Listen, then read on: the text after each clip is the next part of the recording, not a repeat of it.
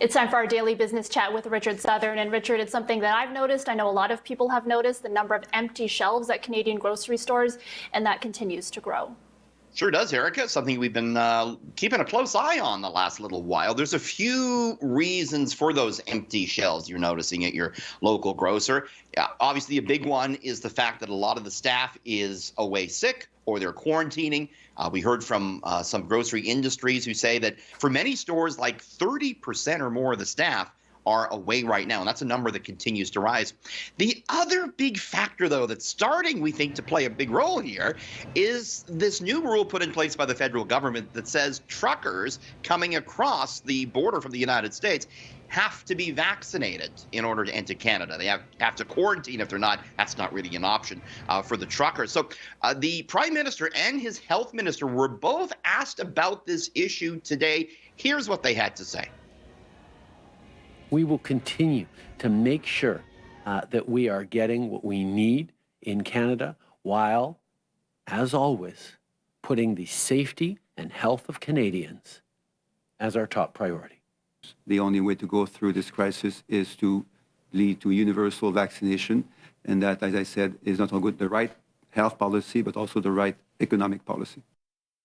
So we take away from that they're probably not budging on this issue. Grocers, they rely on just-in-time delivery, meaning even some small transport issues like this or even the weather that we've seen lately can make an impact. Still, Erica, the Canadian Retail Council say this could all be temporary. It says grocers are working on other ways to try and get products into stores.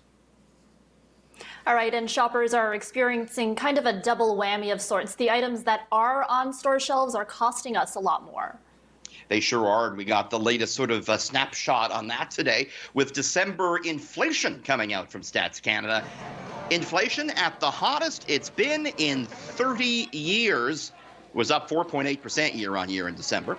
Of particular note, food prices, they were up 5.2% on a whole, but breaking that down, chicken was up 6.2% year on year. Beef costs almost 12% more than it did a year ago. Bacon, 19.1% more. Price of gasoline up 33%. And should also note household appliances jumped almost 9%, the biggest gain since 1982. Now, aside, Erica, from this impacting our pocketbook, it really could have the Bank of Canada set to pull the trigger on an interest rate hike a week today. The bank meets a week today. Very well could increase its benchmark lending rate to tackle this inflation. We'll be watching that closely.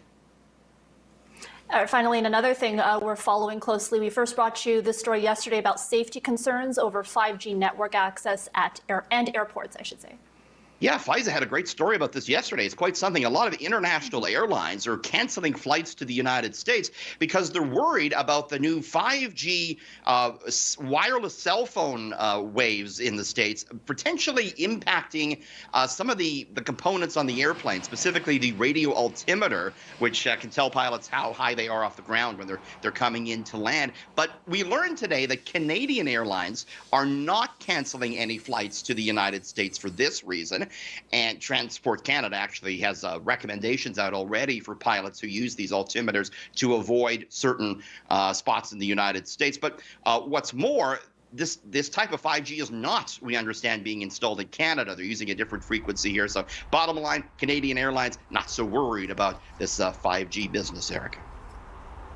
All right. Well, thanks for joining us, Richard. That's a business editor, Richard Southern. Thank you.